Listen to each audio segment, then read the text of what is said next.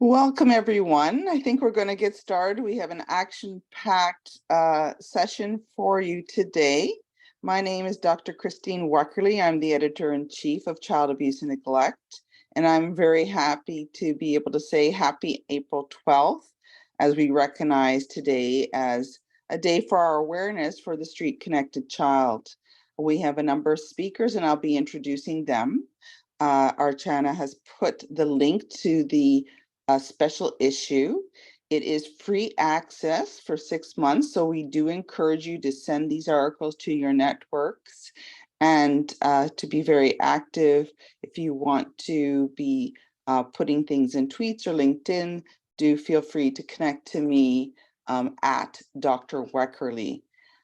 Today I will be celebrating the hard work of the guest editors, Claudia Cappa and Lizet Vlamings, and I'm very delighted that they brought this issue and took it from development to this final place of publication. And just as a means of introduction, Claudia Cappa is Senior Advisor for Statistics and Monitoring in the Data Analytics sections at the UNICEF headquarters. And she is the point person for data collection, analysis, and methodology work on early child development, child disability, and child protection from violence, exploitation, and abuse. So a very big role and an important role. And I thank her personally for her dedication to children. Lizet Vlamings has an academic background in both health sciences and human rights. Lizet worked with the Consortium for Street Children, and we're very delighted that Lizet could join in this important endeavor. We will have some comments from Pia MacRae, and just as a means of introduction, Pia is the Chief Executive Officer for the Consortium for Street Children, and we're very happy to have that engagement. And I commend again the guest editors, Claudia and Lizet, for bringing in the non-for-profit space and dedicated people working in this field, as well as academics and policy persons. I hope that collectively we can bring together and amplify our duty of care so that we can provide a standard of care. And so with that introduction, I will turn it over. Thank you so much. Thank you so much, Christine, and good morning, good afternoon, good evening, colleagues. On behalf of UNICEF, I'm very happy to welcome you to this webinar. And I wish to start my remarks by thanking colleagues from the International Society for the Prevention of Child Abuse and Neglect, the International Journal of Child Abuse and Neglect, and colleagues from the Consortium for Street Children for joining hands with UNICEF in the preparation and launch of this special issue. Lizet and I started working on these special issues back in 2018, motivated by the desire to bring together the community of those working on this overlooked population of children. At that time, we were concerned by the lack of attention to street-connected children and the lack of investments. And I must admit that putting together this special issue was not easy. We did struggle to find a number of articles that we could consider, which in a way could suggest that our fears were to some extent confirmed. So that's why this special issue of the child abuse and neglect is important. It's important because it provides a platform for discussion on the challenges faced by street-connected children and how we can respond. The special issue, as you will see later on in the presentation, covers mostly qualitative type of studies.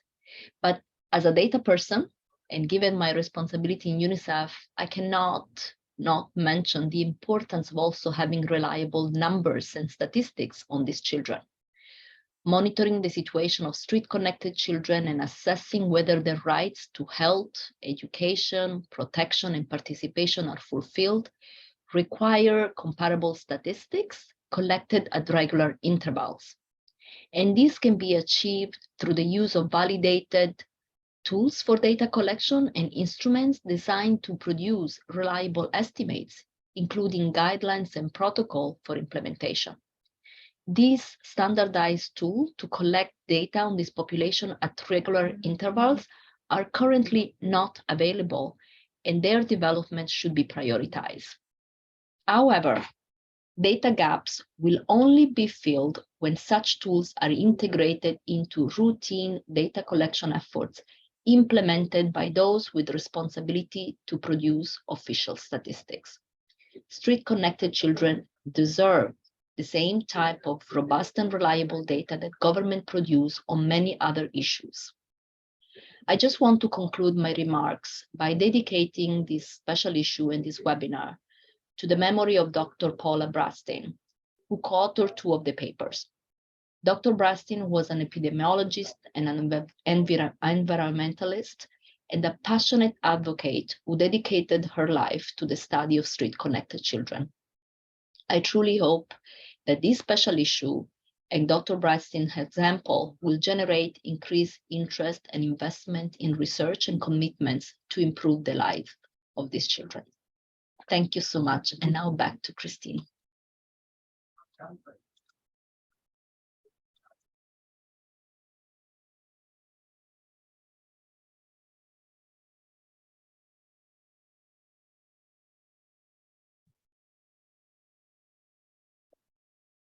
You need to unmute, Chris.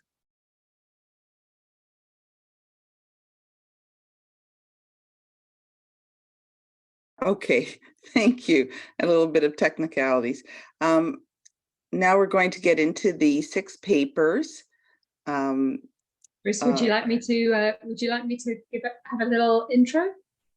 Yes, sure, Pia. Thank you. Great. So, colleagues and all the wonderful participants who I can see popping up on the screen, I'm absolutely delighted to be with you all today and joining you for this formal launch of this special issue of child abuse and neglect with this unusual focus, as Claudia's just shared, on children who connect with the street. And before we go into the papers and before we look at in a bit more depth what's in this special issue, I just wanted to start by exploring why use street-connected connections as a lens to which to think about child abuse and neglect, or indeed more broadly to think about child rights. And it struck me that learning perhaps from the health sector, over the last 10 to 15 years, the child protection sector has increasingly moved towards an approach, a sort of system strengthening approach, where often we don't call out particular groups of children and thinking about how to protect them from abuse and neglect.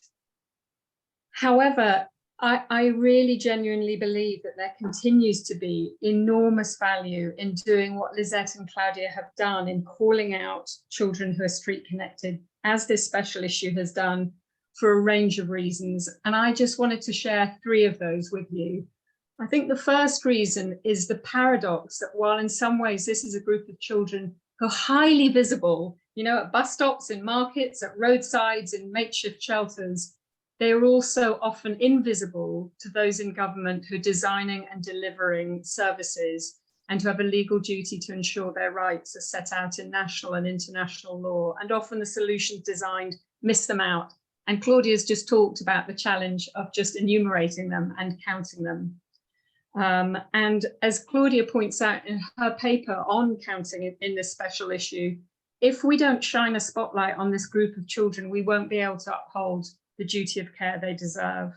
I think the second reason to call out this group of children is that they're often at risk from the very people who should support and protect them, be it their families that they may have elected to leave, or law enforcement professionals who too often act with impunity and don't provide the protection they should. And as a result, it is really incumbent on all of us in the child rights sector to put additional effort and attention to ensure that their rights are respected and that they're protected. And then the third reason why I think it's so important to call out this group of children is because deepening our understanding of the causes and consequences of street connectedness is critical not only to providing effective responses to this highly marginalized group of children, But I think it also sheds light more broadly on where we have systemic gaps, both in terms of prevention of neglect and abuse, but also in terms of response. And it really, something that I think about a lot is how our emotional responses to street connected children are often very visceral, have a very strong emotional response.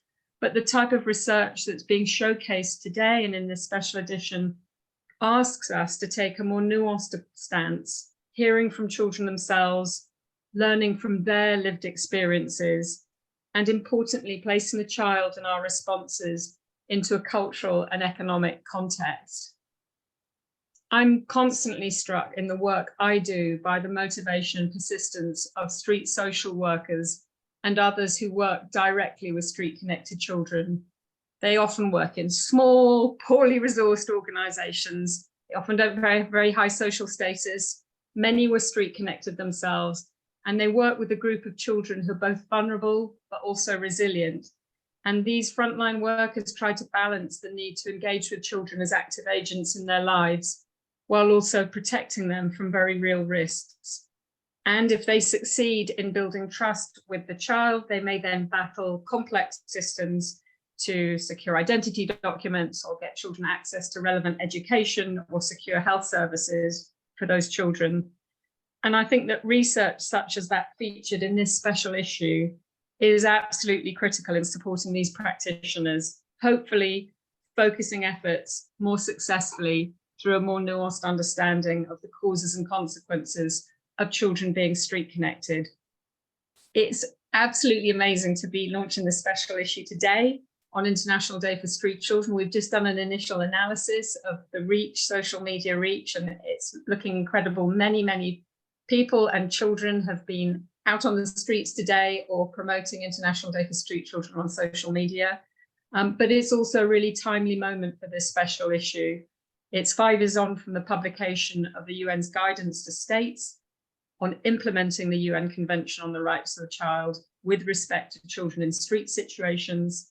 But it's also a moment where we're beginning to fully understand the long-term impacts of the pandemic and the economic downturn on marginalized children, and in particular on children who are in street situations. So I'm really looking forward to the rest of the session. Thanks, Christine. Back over to you. Thank you so much, Pia, and really appreciate all of your comments and the idea that, you know, it's been 5 years on. It's really, I hope we can collectively feel a sense of urgency in terms of addressing the issue and supporting youth for their safety, protection, and you know, inclusion in all elements of society. Thank you. No child is born and thinks as they grow up, I want to be living on the street. That's not a goal. And we, as responsible citizens and responsible governments and those who have signed the, you know, pretty much around the world, the Convention on the Rights of the Child, need to step up and need to step up now. I'm happy to introduce now the 6 authors of 6 of the papers, and we're going to be starting from Canada with Alison Gaya Prasad, who is from the Dalla Lana School of Public Health at the University of Toronto, and who has done a paper using a sociological conception of stigma to explore the social processes of stigma and discrimination of children in street situations in Western Kenya. Over to you, Alison. Thank you. Thank you, Chris. Okay, great. So given that there's evidence that suggests there's a link between stigma, morbidities, mortality among disadvantaged populations, we really wanted to explore how stigma was constructed within the social, cultural, economic, and political context of Kenya in relation to street-connected children. We were particularly interested in the power that dominant groups had over this disadvantaged population. And we were interested in exploring the injustice that street-connected children suffered because of everyday practices in this setting. Next slide, please. Okay, so this qualitative study, we used focus groups, in-depth interviews, reviewed news articles to explore the experiences of street-connected children, as well as the perceptions of other key informants of the treatment and their responses to street-connected children. We collected data in 5 counties in Western Kenya with about 100 participants that included street-connected children, police officers, children, government officers, healthcare providers, and others. And next slide, please. So the process of stigma we found is really about the labeling of street-connected children, linking these labels to negative stereotypes. And we found that social actors really had a power over the street-connected children, and that ensured that their differences were recognized and emphasized. Dominant institutions in this setting, such as the media, affixed derogatory labels, in this case, chokora, which is a garbage picker, really emphasized street-connected children's visible differences. Stereotypes such as delinquents was used to describe them. So this labeling and the negative stereotypes allowed for street-connected children to be characterized as dangerous, evil at times. They were considered a menace in society, and they were labeled as other. They're not quite human. They were seen to occupy a low social status. They had no power or prestige, and they weren't worthy of assistance. They often were treated negatively. So this devalued status of street-connected children led to the discrimination. We saw structural discrimination occurred as a result of institutional, such as government, healthcare systems. Their policies and practices limited access to street-connected children's resources. For instance, we saw that healthcare providers treated street-connected children with contempt, often chased them away. There was certainly a lack of mental health counseling, drug rehabilitation services. There was a lack of adequate social support services that street-connected children required. And of course, they suffered police brutality, imprisonment, forced migration. So we saw the stigma and discrimination really determined their life chances, such as access to employment, housing, and healthcare. So the power over street-connected children ensured that there was this cultural acceptance of the label chokora and the stereotypes of being delinquents and a menace that were attributed to this devalued group. So dominant institutions legitimized and promoted the stigma and discrimination against street-connected children. They controlled access to resources and deemed street-connected children unworthy of equal rights. Thank you. Thank you so much. It's really impactful. How do we connect to our compassion? Kids don't deserve that, especially when they're vulnerable. So we go on to our next paper. And as you've seen in the chat, there is a direction to put your questions in the Q&A box, and the authors will address them either within session or after. Thank you so much, Lonnie Embleton, for joining us. Lonnie is assistant professor and adolescent health advisor at the Arnold Institute for Global Health and of Mount Sinai, and an expert in global health and health systems. And we look forward to Lonnie's comments on her paper, Prevalence, Incidence, and Chronicity of Child Abuse Among Orphans, Separated, and Street-Connected Children and Adolescents in Western Kenya. What is the impact of the care environment? Over to you, Lonnie. Thank you. Thank you very much.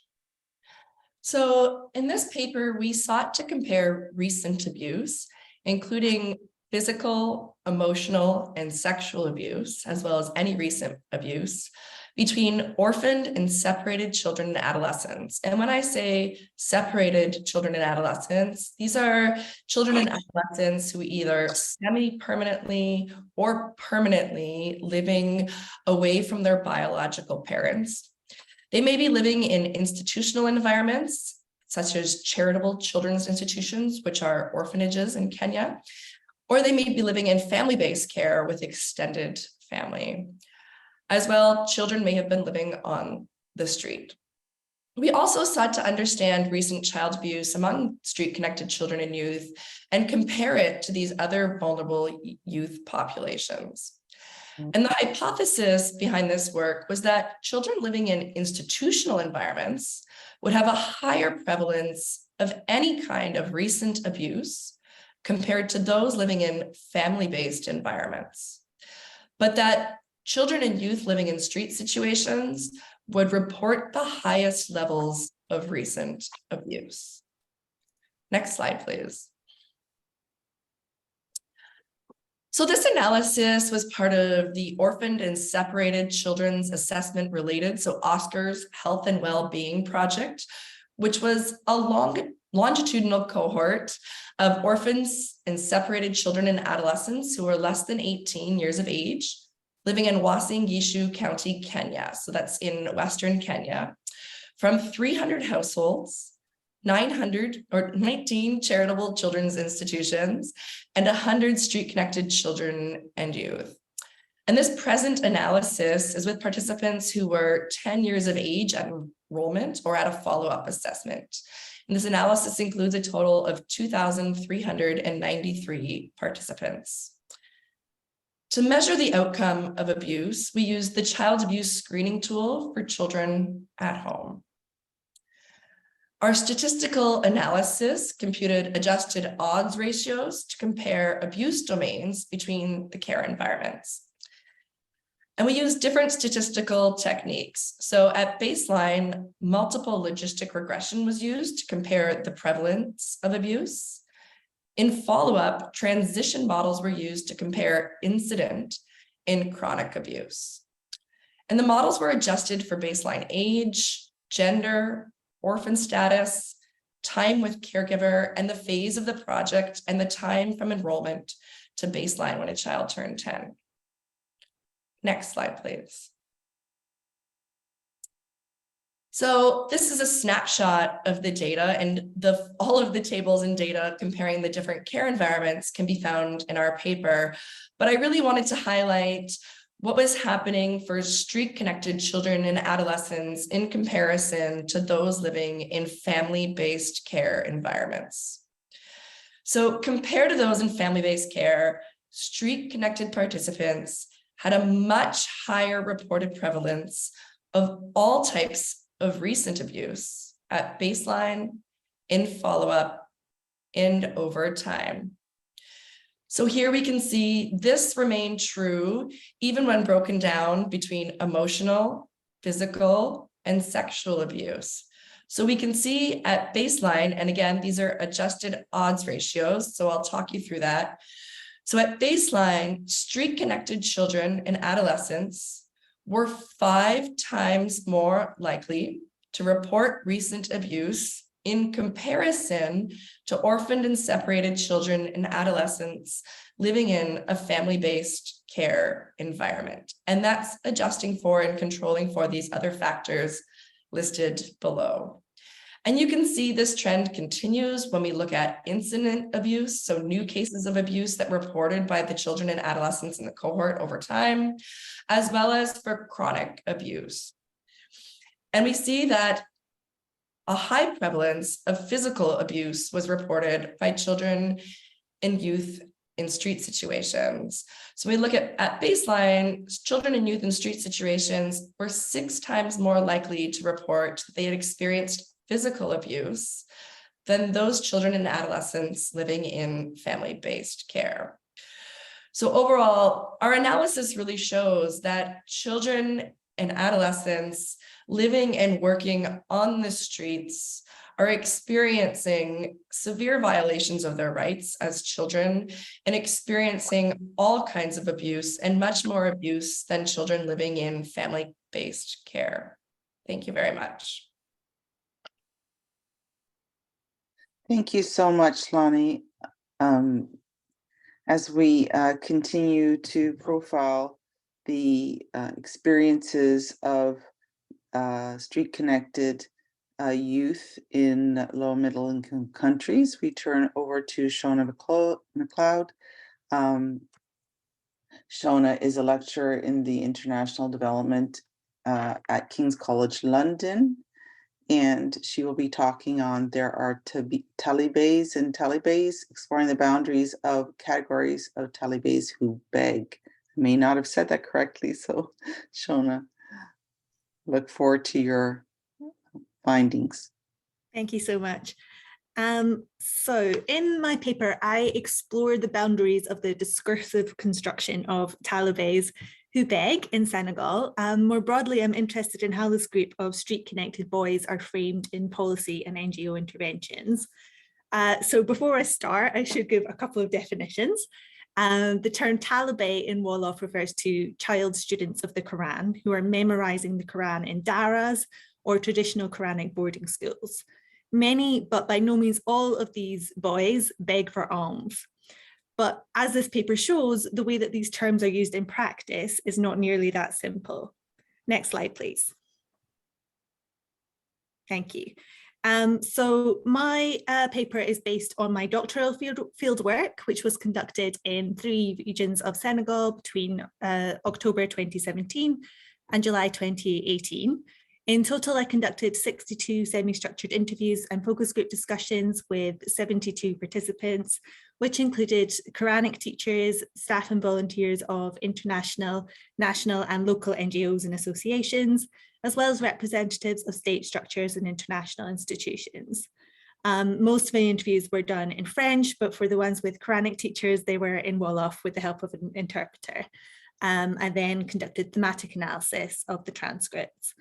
And that was supplemented with observations in the daras and at relevant events, plus analysis of documents, including NGO reports, media articles, and government policies. Next slide, please. So in this article, I discuss 3 main findings. Firstly, the category of Talibé is often assumed to refer to those who beg, despite recognition that many children studying the Quran do not beg. So the many NGO reports and media statements that discuss Talibés reduce the group that do not beg, which I remind you is likely the majority of Talibés in Senegal, to just a 1-sentence disclaimer recognizing that not all Talibés beg. In the case of Human Rights Watch reports, they typically refer to the boys who do not beg only to frame the older boys as perpetrators rather than victims of abuses. Secondly, children who are assumed not to be learning the Quran are frequently still labelled as Talibés. So although the term Talibé should refer to a student of the Quran, in the current usage, especially by NGO workers and in NGO documents and reports, we find a common narrative that claims that Talibés are no longer learning the Quran at all. It's assumed that because they beg, some of them beg for long hours, there is no time for them to be focused on their religious education. Often daras where there is begging that resembles more how things were in the past, so if the boys are begging for food rather than money, for example, those daras can be differentiated from those that impose quotas on how much a child must be bringing in every day from their begging.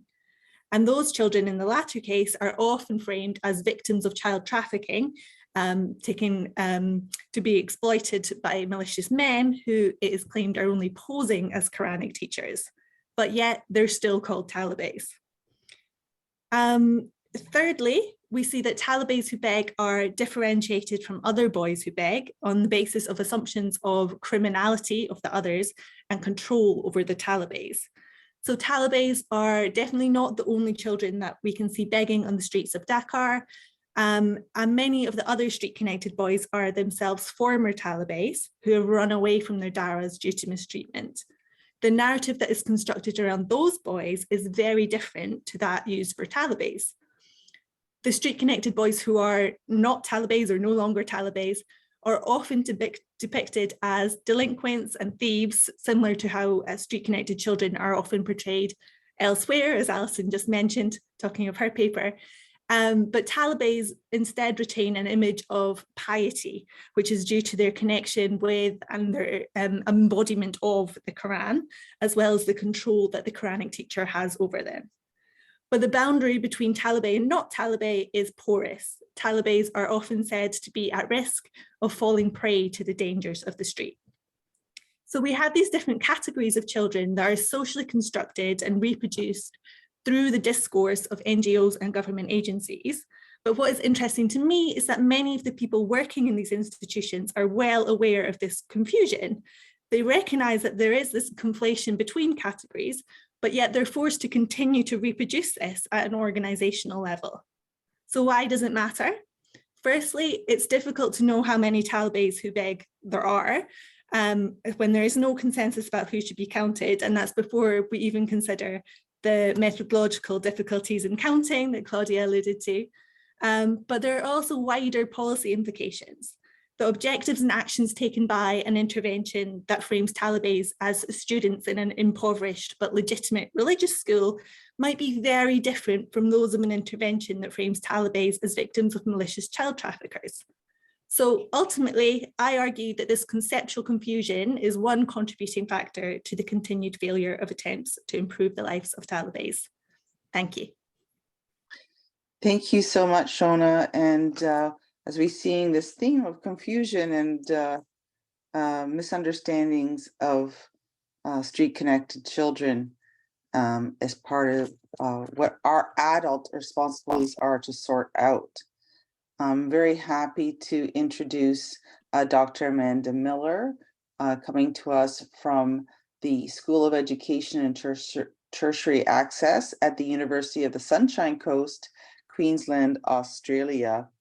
And Amanda will be speaking to us about her the paper, Learning While Earning, Barriers and Pedagogies Towards Sustainable Development Goal 4, Quality Education for Child Street Sellers in Cambodia. Over to you, Amanda. Hello, everybody. My research investigates the lived experiences of children living in poverty in a village near the World Heritage listed Angkor Wat Archaeological Park in Siem Reap, Cambodia. Children from the village have a tradition of selling low-cost items to tourists throughout the temples and out in the streets of Siem Reap to supplement family incomes. However, the government passed legislation in 2006 making it illegal for children to sell to tourists on the streets. Children caught selling are subject to police harassment, including confiscation of goods. Boys are often jailed until their parents can afford to bail them out, and girls might have their heads shaved. However, many children continue selling if they can afford to pay the police the $5 per week that's required. Local NGOs also continue to operate a marketing campaign advising tourists not to buy from children based on the false premise that children who sell to tourists do not attend school, as shown in the photograph on that slide. After speaking to many of these children while visiting Cambodia, I decided to research whether or not these children actually do attend school. Slide 2, please. I spent 5 months with the street selling children. The rights-based participatory research began with conversations with the children as they engaged with their customers and progressed to focus group discussions and homework sessions. Individual and small group conversations were the seller's favoured form of communication and by necessity informally structured, which allowed children to run off to pursue a sale and then return to complete the conversation. Helping the children with their homework also provided opportunities for further discussion, and my status as a native English speaker was a welcomed resource to develop English language skills, which are highly sought after in Cambodia. The children who were successful at selling and therefore paid off the police developed strategies to engage with the tourists and showed that they do attend school. And Srey Pan showed in the photograph, carried her school report from an NGO that she attended and paid for by selling to tourists. She'd show that to the tourists to show that she did actually attend school and Sraipan is one of many of the very high achieving street selling children. Slide 3, please. At the children's invitation, I also visited the school and met their teachers and school principals. Education is very highly valued in Cambodia and perceived as the only way out of poverty. However, informal payments to teachers are prohibitively expensive for the children of people experiencing poverty. The street sellers have also taken the opportunity to learn English and other languages during conversations with tourists. And this is one of the wonderful opportunities that tourists can provide.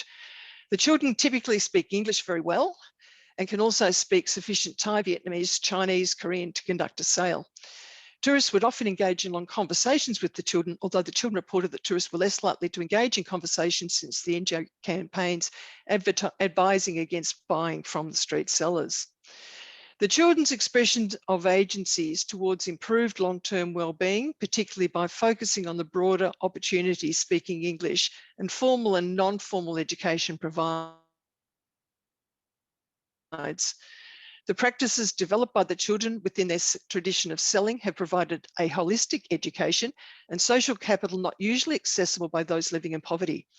Selling has expanded the children's freedoms and provided the drivers for their personal development, including physical well-being, empowerment through education, agency and justice. The children are proud of their efforts and refer to themselves as small business owners and are quick to refute that they are and emphasize that they are not beggars. Realizing personal aspirations for a place in modern Cambodia also provided the girls with options beyond traditional young marriage and parenthood. The opportunities for learning provided by tourists also develop cross-cultural communication, essential attributes as Cambodia progresses aspirations for economic development and a place in the globalized world. The research shows that street selling children do attend school. They use the profits from sales to finance their own and often their siblings' schooling, including English classes at NGOs. The children forced from the street instead were forced because of poverty to gain employment at karaoke bars, cleaning at the night market, beginning at 11 p.m. at closing, as labourers in construction, or sorting through rubbish to find recyclable bottles. These children were unable to continue schooling. COVID-19 has further exacerbated the efforts of the children to engage with tourists as international borders were closed. This research has shown a clearer picture of the relationship between street selling and education. And it is divergent from Western ideals who criticise children on the street in so many circumstances, but this research does illuminate an interim where child street selling work provides access to quality, formal and informal education that supports the children's human development to lead lives they value. In this context, street sellers who use profits to fund their schooling and expand their cross-cultural understanding and global knowledge evidence a new generation of Cambodians who, despite their multiple and intersecting oppressions, espouse an invigorated sense of self that includes a right to be heard and be educated by whatever means is possible. These children who sell to tourists in Siem Reap are highly motivated to continue their educations and are denied their rights when forced from the street. And the photo at the top shows 3 of those children. So the evidence was provided by multiple sources, including going to their school and speaking to their teachers. And I've kept in contact with a number of these children over the years who are now adults, and very excited to receive the photo of a graduation occurring only last month with one of the street sellers who learnt very good English and was able to finance his university degree by teaching English in NGOs. So a wonderful group of children who strive so hard to achieve education. Thank you. Thank you so much, Amanda. It's wonderful to hear about the bigger picture, and the education is empowerment, and there are positive outcomes that can be had because of children have Street Connect children really do want the best for themselves. And the least we can do is to match that energy. Next, we have Lucas Aniva Silva, and Lucas is Associate Professor at the Department of Psychology, Federal University of Rio Grande, Brazil. And Lucas will be talking to us about his paper, Street Scars, Suicide Ideation and Suicide Attempts among street-involved adolescents and youth in Southern Brazil. Over to you, Lucas. Thank you so much. Thank you, Chris. To understand this phenomenon, suicide behavior can be divided into three progressive categories: suicide ideation, suicide attempt, and consummated suicide. Suicide ideation consists of thoughts, desires, and plans that the individuals have about causing their own death, which is an important predictor of suicide. Suicide attempt comprises any self-harming behavior intended to provoke their own death. It's important to highlight that the World Health Organization recognized that this issue is a public health priority, acknowledging that suicide is the third lead cause of death among individuals aged between 15 and 29 years old. This is a study of 2018. So the aim of this study is to measure the prevalence of suicidal ideation and attempts, as well as suicide attempts associated factors among street-involved youth in southern Brazil. Next, please. So this is a cross-sectional study that was conducted with 307 street-involved children and adolescents with ages among 10 and 21 years old from 2 cities in the south part of Brazil. As a sampling method, we use respondent-driven sampling that combines a snowball sampling characteristics with mathematical models that weight the sample to compensate for the fact that it was initially collected in a non-random way. So these RDS is especially used with hard-to-reach individuals that is understood that are better recruited by their own peers. Okay, the field work was conducted in open places such as streets, plazas, marketplace, and parks, and the interviews were set up in order to reduce the chances of interruption. Next, please. We have very hard results. The prevalence of suicide attempts was 16.3%. It's really high compared to other populations and with adolescents and youth that are not living in the streets. The prevalence of suicide ideation is 30.9%. About number of suicide attempts, 60% related one attempt, 26 related 2 or 3 attempts, and 14% related 4 or more attempts. We have some participants, some adolescents that related, including 10 attempts of suicide. About the main reasons to attempt the suicide, most of them related family conflicts, the lack of meaning in life. It's the same with adults or other people that are not living in the streets, and drug addiction. We developed a logistic regression to identify the independent risk factors for suicide attempt, and we identified 5 main variables associated. First of them is being elder, being aged between 19 and 21 years old, with this odds ratio of 6.7. But for me, the most important are these other 4 aspects. Here in Brazil, we have a special characteristics that children, adolescents, and youth, they can come to the streets and spend part of the day on the streets, but sometimes they come back to their family in the night.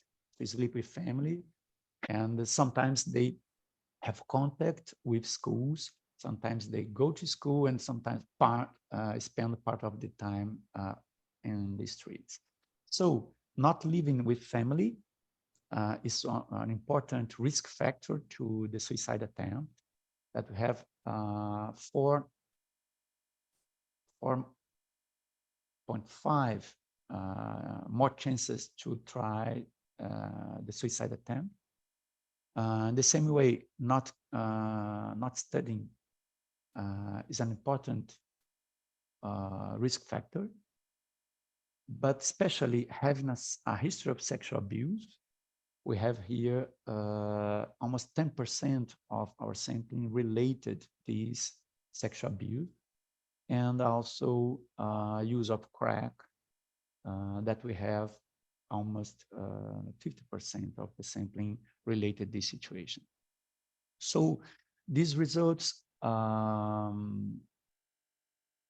offer what we should focus on interventions, especially in trying to improve the relationships with these children, with their families, trying to keep this family linked with the school, these participants linked with the school, and especially to prevent the sexual abuse and the drug abuse.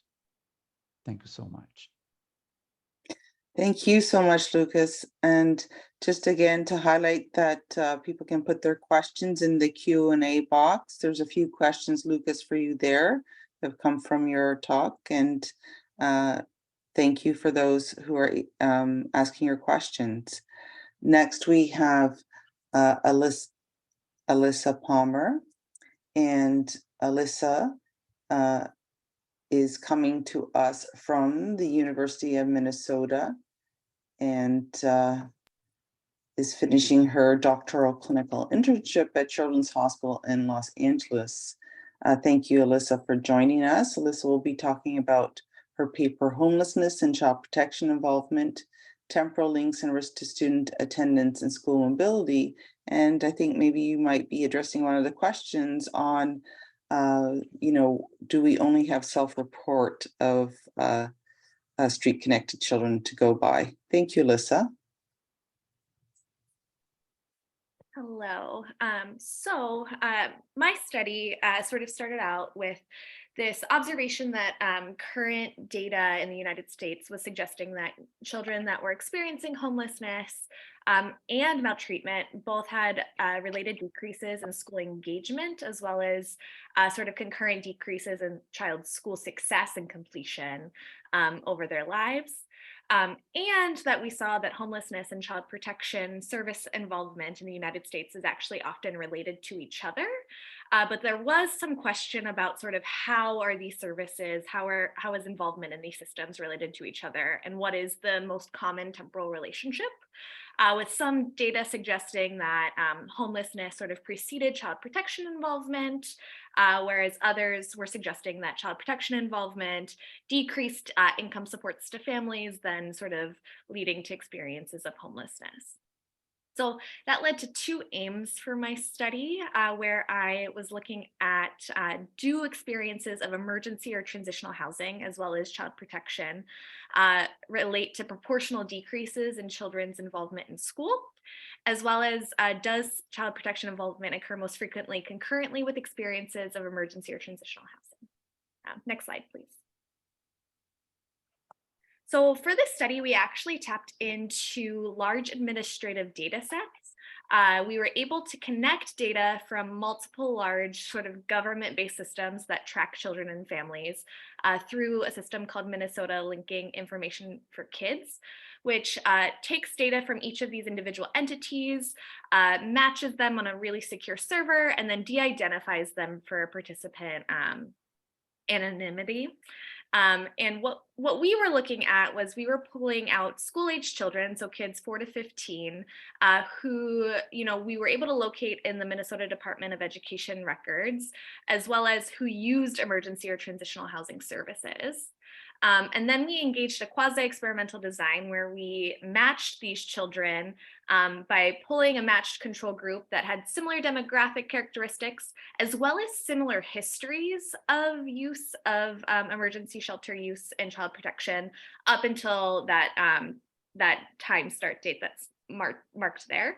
And so we found about over 2,600 children that were matched as closely as we could to those kids who were using emergency or transitional housing in that time frame.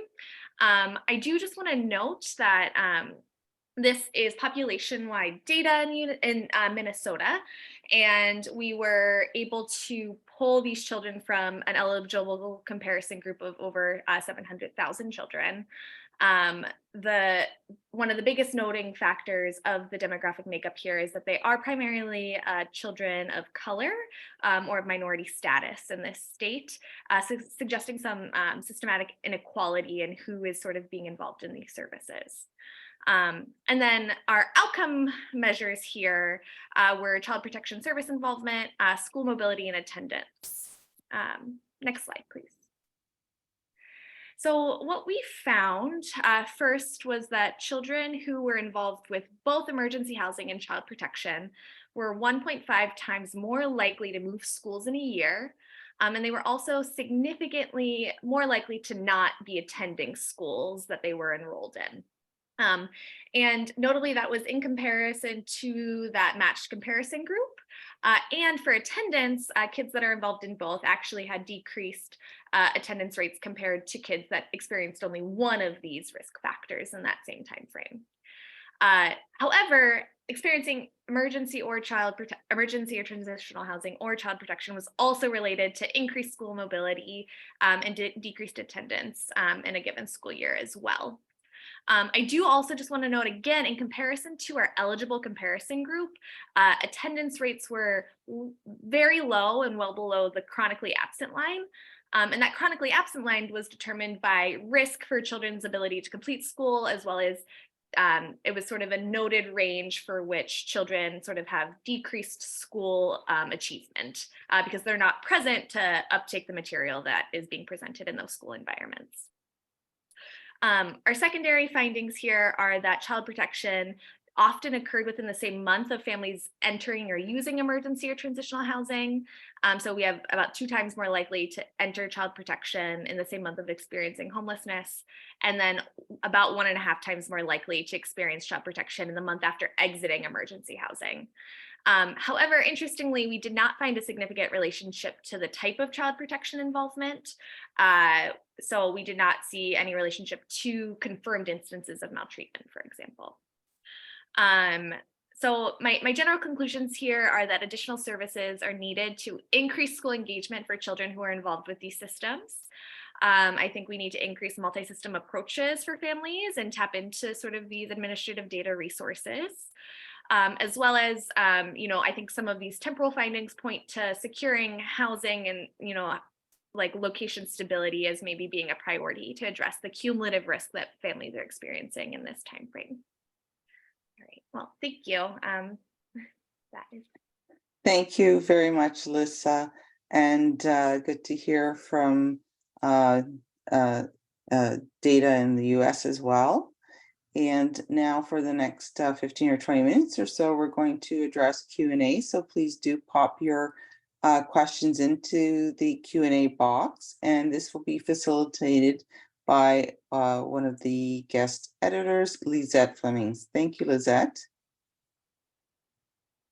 Thank you, Christine. And mostly of all, thank you to all the authors. It's just been really great to listen again to all the research that you've conducted and to hear about all the diverse experiences and the aspects of street connected children's lives, especially, the diverse countries that that the research is on. We've heard from several countries in Africa. We've heard from, experiences in Brazil, Cambodia, the US, all around the globe really today. So it's great to hear that there's so much also research being done, but undoubtedly also more research needed. because it shows definitely from all your findings that there's still so much more to be done to realize the rights of street-connected children now that we're 5 years on from the general comment being adopted by the UN Committee on the Rights of the Child on street-connected children. And so many risk factors, as you've all pointed out, that are associated with being street connected. Although it was also really good to hear about the more empowering side of things that we heard from Amanda. So I think research like the ones that we've been listening to today from these authors, it's so important to understand the lives of these children to be able to also really appropriately respond to their needs. So we're going into some of the questions now. I see that a lot of questions have been asked, a lot of them have been answered already as well. So thanks to all the authors and other panel members that have in the meantime already been answering some of the questions. So I hope that everyone can see the Q&A box and that you can also scroll through some of the questions that have been asked by others and that have been answered. I will start with those questions that haven't been answered yet, but we may also go into some of the questions that may have already been answered, but might still give some interesting ground for some further discussion if time allows. So first of all, there's a question from Mark Hauser. He is saying, since self-report of abuse is open to bias and often inaccurate, and because noting abuse may well lead to greater care, do you have any information on abuse that can be corroborated by other measures than self-report, such as in groups of street-connected children? What about children reporting on other children? I think this question was asked following Lonnie's presentation. So maybe Lonnie, do you have any insight on this? Hi, Lizet. Thank you, Mark, for your question. I think with street-connected children and youth, at least in our context in Kenya, we generally know that they tend to answer pretty honestly and accurately, given the relationship we've established with them. And social desirability bias usually leads to underreporting.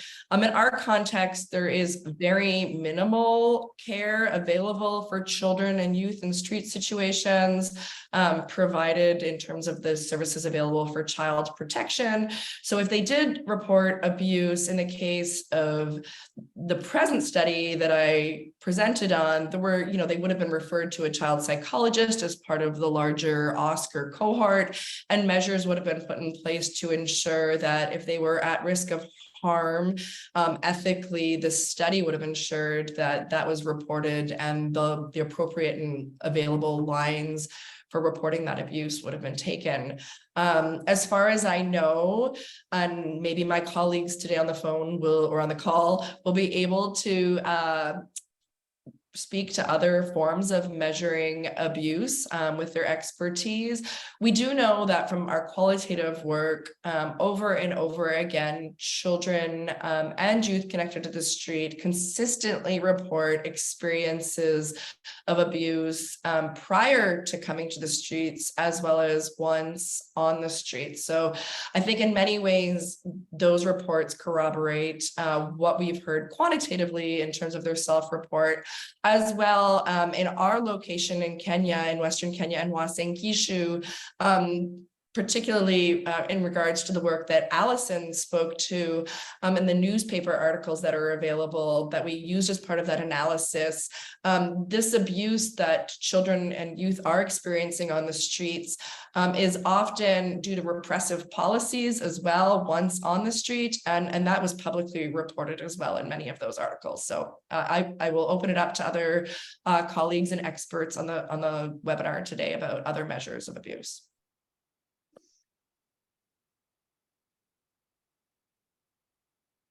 Anyone else who wants to add to that? I hope, Mark, that this gives you an answer to your question.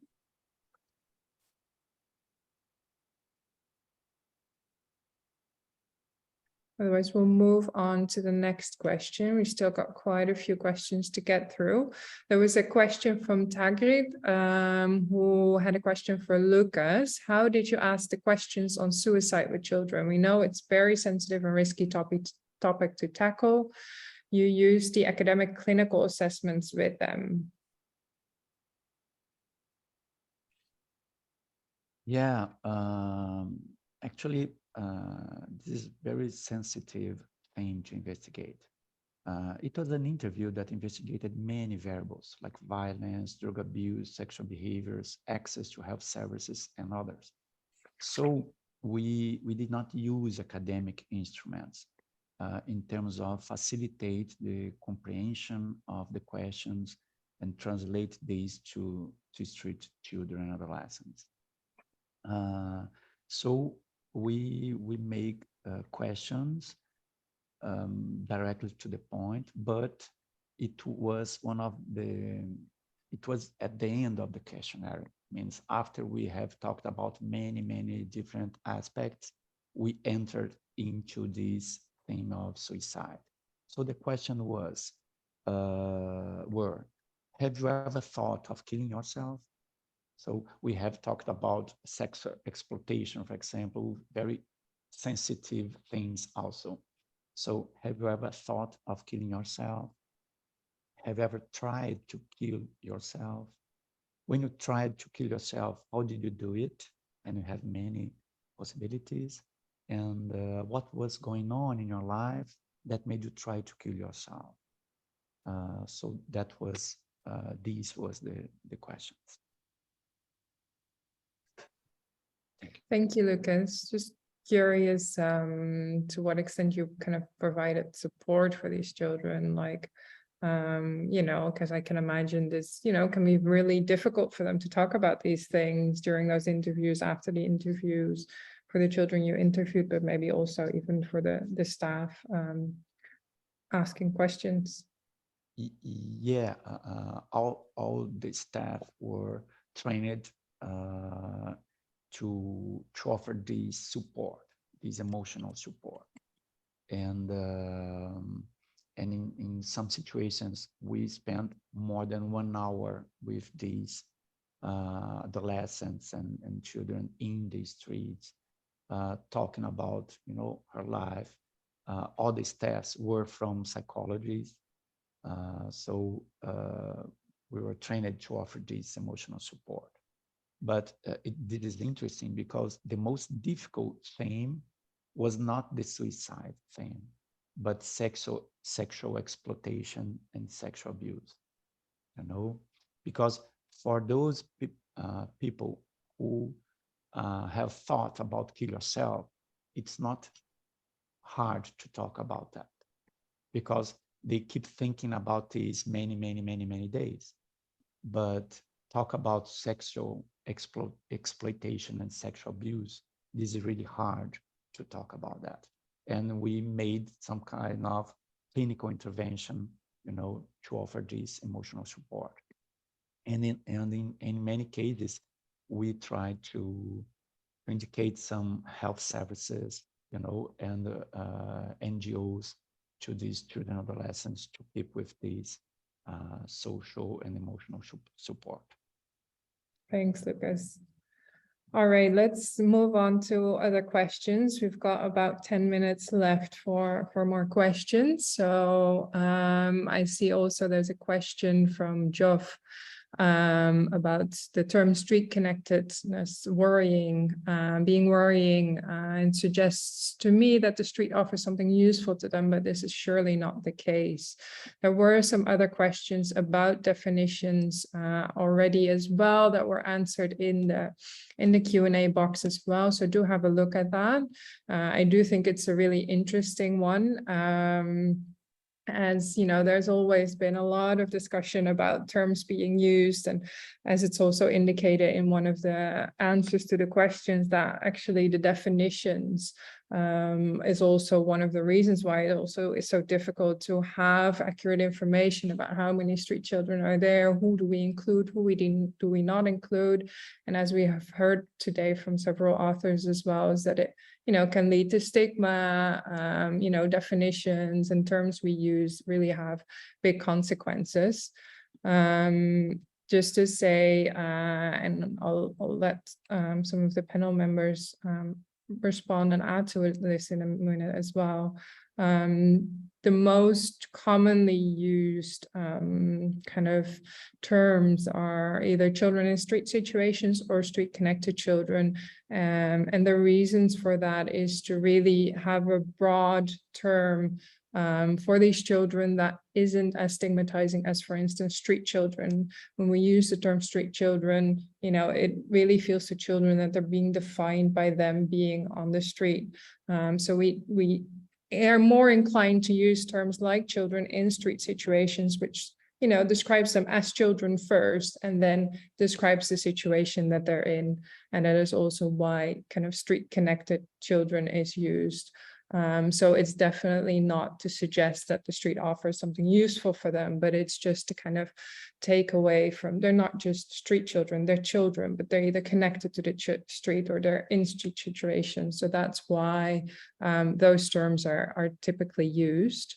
I don't know if any of the authors or panel members want to add anything on the definition of street children, street connected children, children in street situations.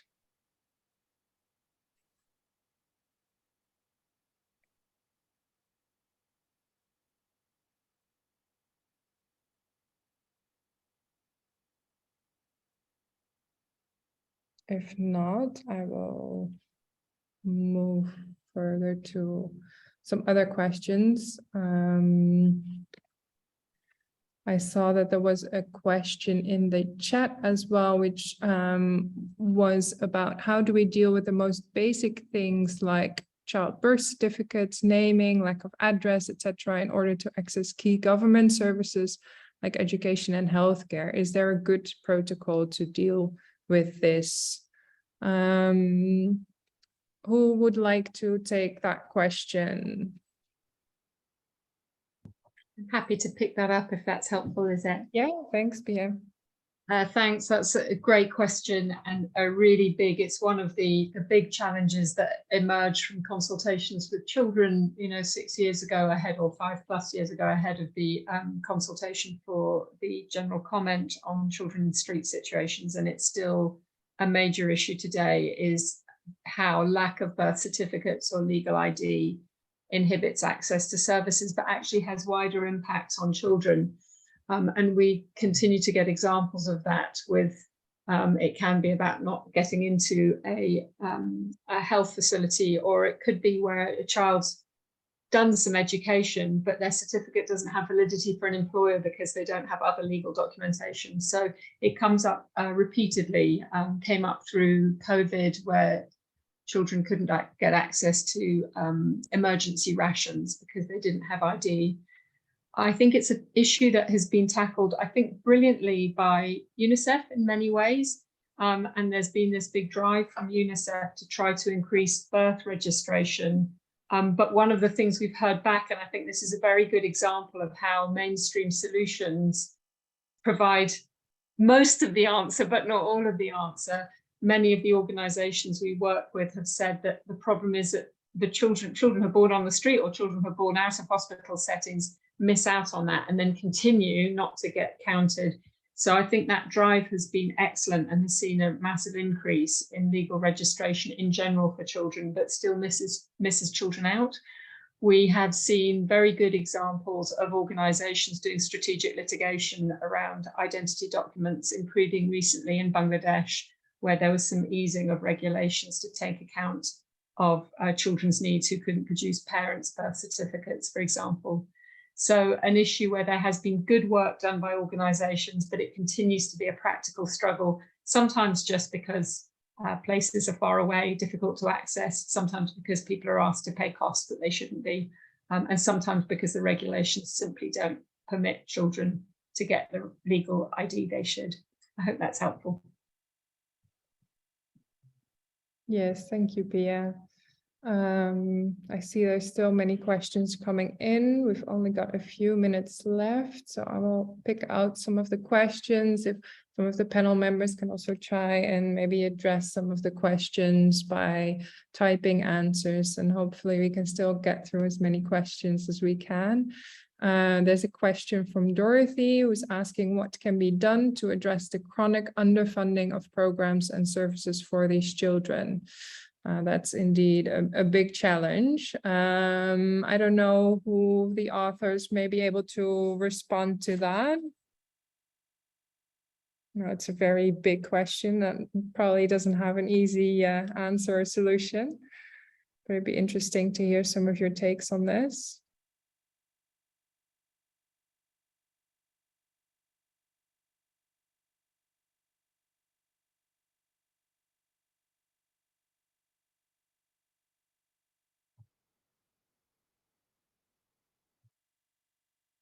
Otherwise, maybe we can hear from Claudia or Pia in your work. What do you come across, and are there any possible solutions that you've seen?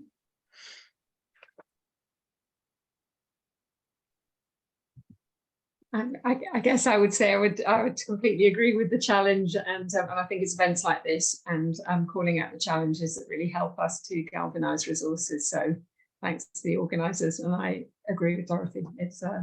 It's a chronically underfunded area, and I'm constantly struck by the incredible work that small organizations with very limited budgets do, and how much change they make and what positive things they're able to do. But they should be getting more resources. Yeah, thanks, Pia. And I also see a useful contribution in the chat from Shanti saying, I think the only thing we can do is make this invisible problem more visible. I think that's absolutely true. Claudia, did you want to add something? Yeah, just to say that obviously coming from my perspective of somebody working on data, it really been a struggle to bring awareness about the importance among policymakers of really incorporating data on these children as part of their routine data collection efforts. Because it's not just, of course, we can continue to invest in ad hoc studies, but if we want to monitor the impact of policies and programs, we need routine data collection done at regular interval, connected to service delivery, etc. So if we don't have this type of information, then it's every time we do a study, it's almost starting from scratch, and we're not going to be able to set a baseline. So accountability is very much linked to the availability of data that are produced by those with the responsibility of doing so. So that's where also we need to invest. And it's been a struggle to identify donors, for instance, who are willing to support the development of standardized data collection tools. Sometimes statistics are not as attractive as an investment, even if they are fundamental for policy and programs. Really want to mention the importance of also investment being at the level of producing routine data on this population of children. Yeah, if I could just add too that go ahead. I think we need to really advocate that the other initiatives that go on, whether it's non-communicable diseases or grand challenges or DOHAD or developmental projects, take up special populations like street connected children as part of their priority in their funding calls. So I know others are interested to comment. So thank you. Thanks. And I think that also shows the relevance and importance of why we are here today, and why, you know, we wanted to do this special issue in the first place, to make these children more visible, to promote research and data collection on this group of children. So I think that really shows the importance as well, that, you know, we're not just doing that for the sake of research, but we're doing it to make sure that we know more about these children and we can really address what they need, but also make sure that those who have the power to make decisions and to put funding behind initiatives, that they are aware and know what to do and how to do it. Okay, we might have time for one more question. I saw that there was a question from Wahida from, no, I'm saying that wrong. Bulicia, I might say that wrong, from Kenya. That the population is still increasing daily. What are the measures that we can do, that we can use to reduce the population, so to ensure that less children have to be on the streets, I assume. Maybe either Alison or Lonnie, as your research also focused on Kenya, maybe you can give some insights on this.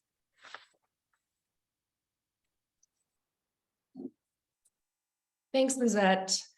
I'm going to give a broad answer related to reducing street involvement based on what we know in terms of the causes of child and youth street involvement globally, but more in sub-Saharan African contexts as well.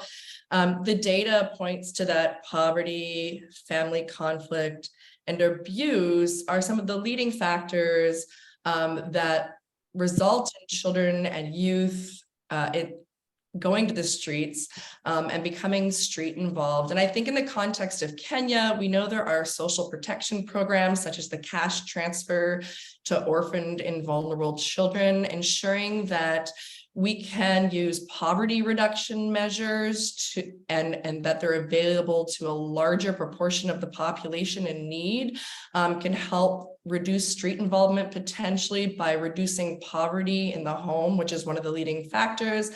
As well, the World Health Organization and UNICEF have been promoting interventions that are evidence-based, such as parenting for lifelong health, to help parents move forward in their parenting and journey and ensure that this reduces abuse and violence within households. So I think there are some evidence-based interventions and approaches out there that could be brought to scale, which could potentially reduce street involvement, at least in this region of Kenya. And I open it up to anybody else as well who would want to comment on that.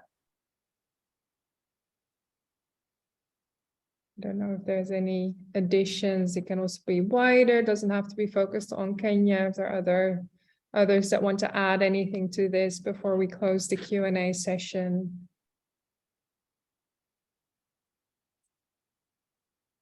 Yeah, I think we can maybe move on to the panel members, and do want to acknowledge people. I've seen their hands raised. Sorry if we couldn't get to you. Please put your comments and questions in the Q&A so that the speakers today can address them. Thank you.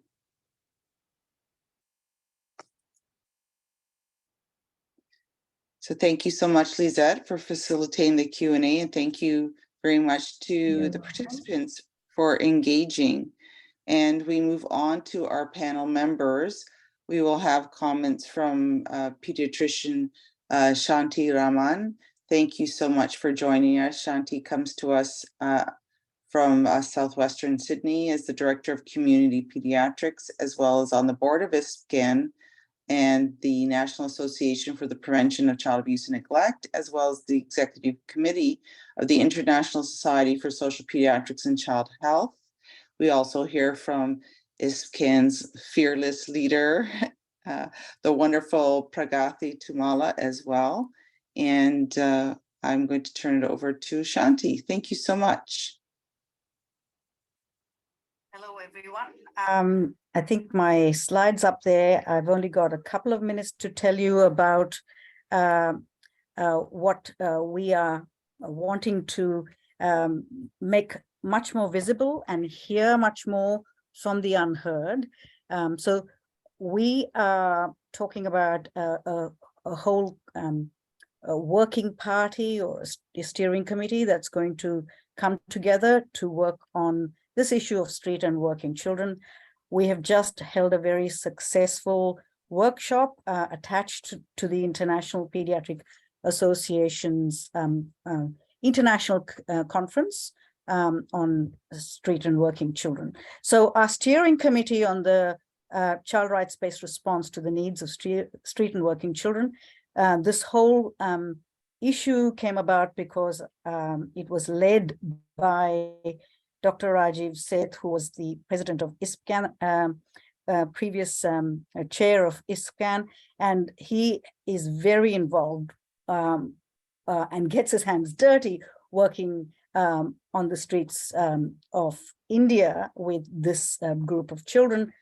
So what we decided to do was, as all of you have already made obvious in the papers that were presented, and also the discussion that was had by people like Pia, that this is a group of children and young people that are so visible yet so invisible, and completely not heard in terms of what's happening in terms of a response by governments, by global agencies, and by NGOs. Our membership currently, the co-chairs are put in the chat.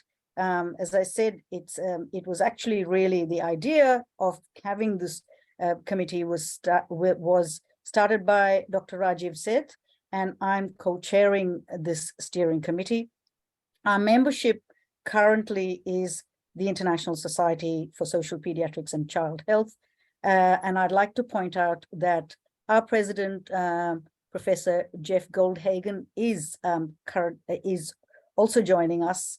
And I know he's there and he's furiously waving his hand. The International Society for Prevention of Child Abuse and Neglect, obviously ISPCAN, and you'll hear from Pragathi following me. We also have a very crucial involvement of the Council Group, or the Child Abuse and Neglect and Child Labor Committee of the Indian Academy of Pediatrics. We've got Consortium for Street Children with Pia Brady at the head. We've also got representation from ILO, UNICEF Office of Research in Shanti, and the Johns Hopkins Bloomberg School of Public Health. Next slide. So our aims in terms of getting a group of people together, our aims are to develop global strategies and resources for multidisciplinary professionals to advance the rights of street and working children. And we will, to optimal health and development, we are really talking about optimizing their chances in life.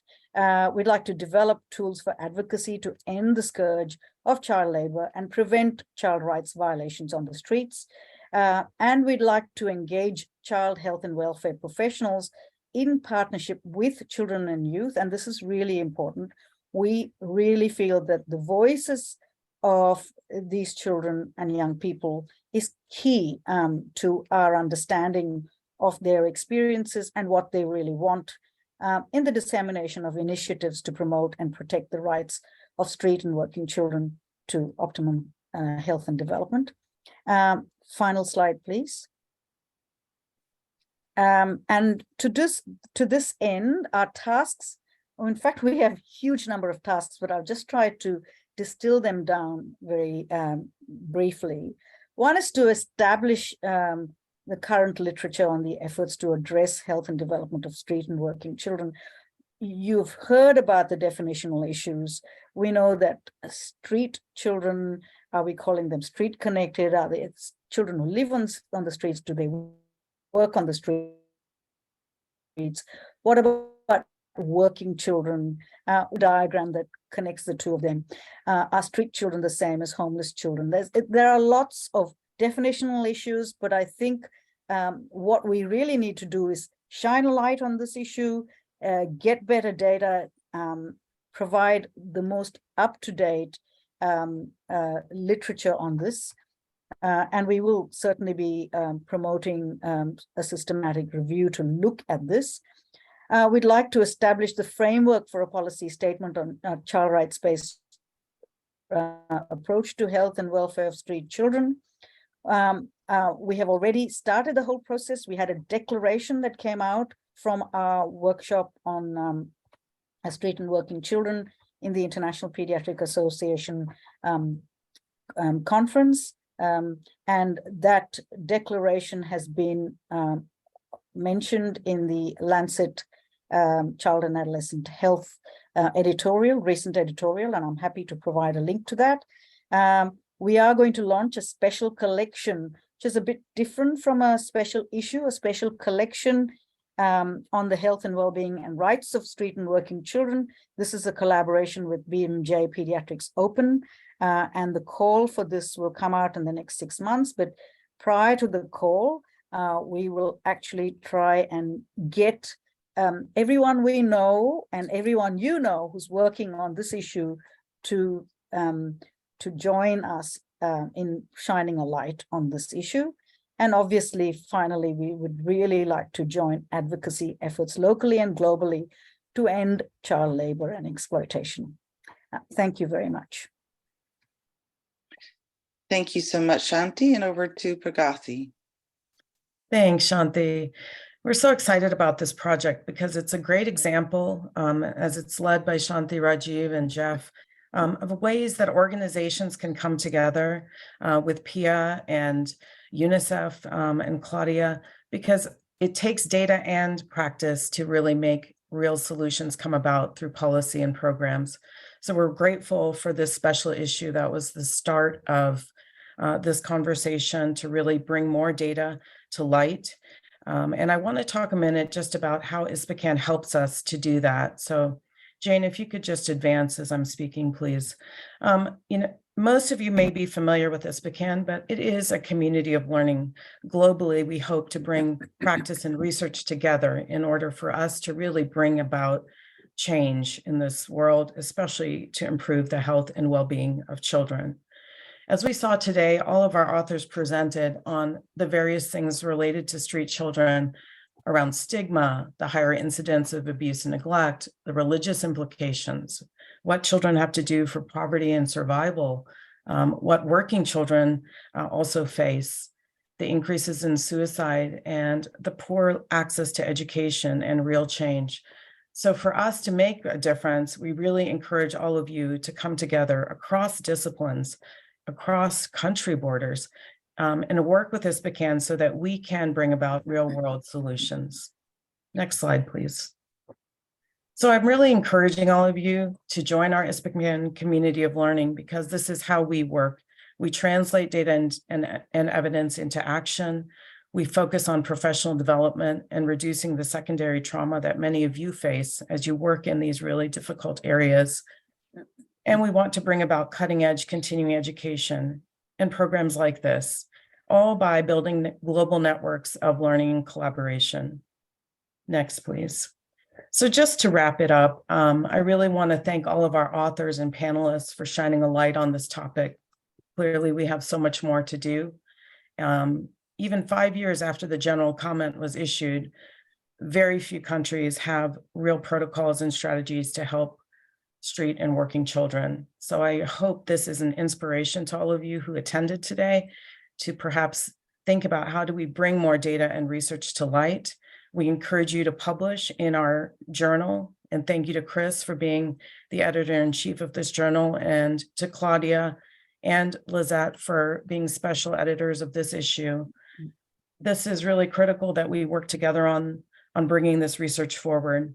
And shortly, ISPACAN will be launching a second journal that is going to be focusing on child protection and practice, especially in countries in the global South. So we hope that all of you continue to focus on data and research so that we can really bring about change and improve child well-being across the world.